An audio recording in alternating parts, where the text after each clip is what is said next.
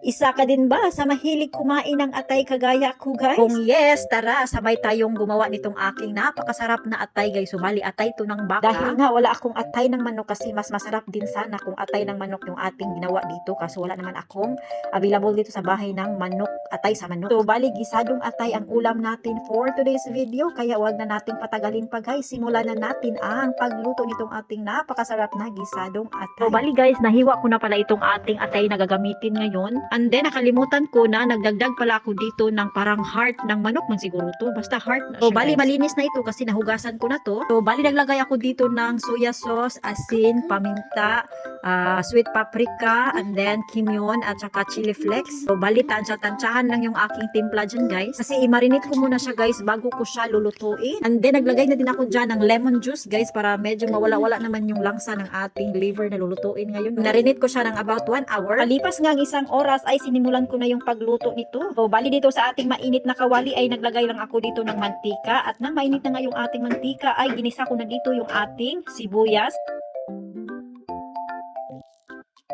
Tamang gisa lang ako dito, guys, at muntikan pa ngang masunog. Dahil nga umiiyak yung aking anak na babae, kaya nakalimutan kong pahinaan muna yung apoy. Nung pagbalik ko nga ay ito na yung kanyang hitsura, muntikan ngang nasunog. Buti na lang hindi tuluyang nasunog. Kaya ayan, sinunod ko nang nilagay dito ang ating marinate na atay, no. Pagkatapos ay tamang halo-halo lang ako dito, and then tinakpan ko muna siya, guys, ng mga 10 minuto. Nung pagkabukas ko nga ay ito na yung kaniyang nagiging hitsura. So balik kaunting luto na lang ito, guys. Kaya sinunod ko namang nilagay dito itong ating atsal at saka itong ating sili na green. And then, tamang halo-halo lang tayo dito, guys. Naisipan ko sanang lagyan ng carrots at saka itong ating patatas para maging kalderetang atay. Kaso nga lang, wala pala akong patatas, naubusan na ako. Kaya ganitong klaseng luto na lang yung ating naisakatuparan. Pero hindi naman ako nagsisi na ganitong klaseng ulam yung aking naluto today kasi sobrang napakasarap niya naman talaga. Sabi nga ng asawa ko ay masustansya daw to at maganda daw itong ipakain sa mga bata. Kaya ito talaga yung naisip ko na lutuin today. O, bali nakaligtaan ko palang ipakita na nagdagdag pala ako dito ng luya, guys, or luya. Kasi para talagang mawala yung sangsang ng amoy kaunti, no? Kasi aminin talaga natin na pag ganitong klaseng ulam or yung atay ay medyo maamoy talaga siya or masangsang yung amoy. Kaya insaktong naglagay tayo ng lemon at pati na yung ating luya or ginger. Kaya tanggal talaga yung langsa nitong ating atay. At ayan, makalipas nga ang ilang minuto ay luto na nga itong ating gisadong atay. So walang halong biro, guys, sobrang napakasarap ng resulta ng ating ginawang gisadong atay for today's video. Kaya thank you, Lord, sa blessing at sa inyo mga Mars. Salamat sa panonood. Bye-bye!